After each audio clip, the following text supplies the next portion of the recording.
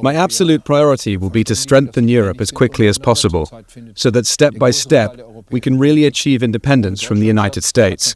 Von Donald Trump ist klar, dass den Amerikanern But at the very least, after Donald Trump's statements last week, it is clear that the Americans, at least this part of the Americans in this administration, are largely indifferent to the fate of Europe.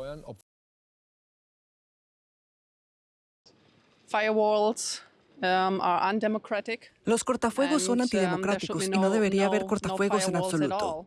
Elon Musk le envió felicitaciones. ¿Cómo le gustaría trabajar junto con la administración Trump?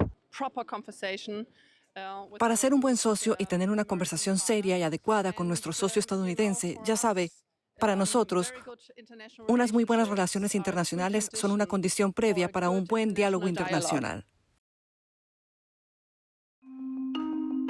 The German election has produced a clear-cut winner, but not necessarily a stable government going forward. The Christian Democratic Union, under Friedrich Merz, their main candidate, has won the largest share of the vote by far. Friedrich Merz is a conservative who says that he wants to jumpstart the economy. He wants to get tougher on migration as well. At the same time, this is a devastating defeat for the Social Democrats, which so far have had the Chancellor Olaf Scholz. The Social Democrats have acknowledged this defeat, one of the worst in the party's history, and Olaf Scholz has acknowledged it as well.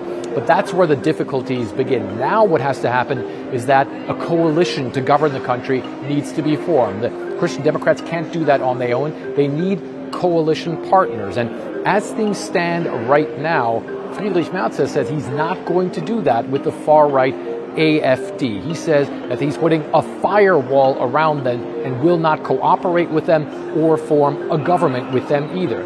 That leaves the Green Party and the Social Democrats. The big problem is that these parties all don't really see eye to eye on a lot of the main issues when it comes to migration, when it comes to the environment, in part also when it comes to the economy as well. So forming a government might be possible, but will it be a stable government? That's going to be the big question. Voters here in this country, though, have spoken very clearly. They understand that this country has a lot of problems, and they want those problems to be solved. The economy first and foremost, migration certainly as well, but the other thing that looms also here in Europe, and certainly for one of the largest countries here in Europe, is the war in Ukraine and how that is going to move forward in the future. So you think that politicians have had too little accountability, basically? Absolutely, yeah. I mean, you always have to take responsibility for what happens, whatever, you know, like... I think immigration has to be regulated. Asylum cannot be a magic word that grants everyone access here. Almost no country in the world does that except us. And that's my main issue in these elections.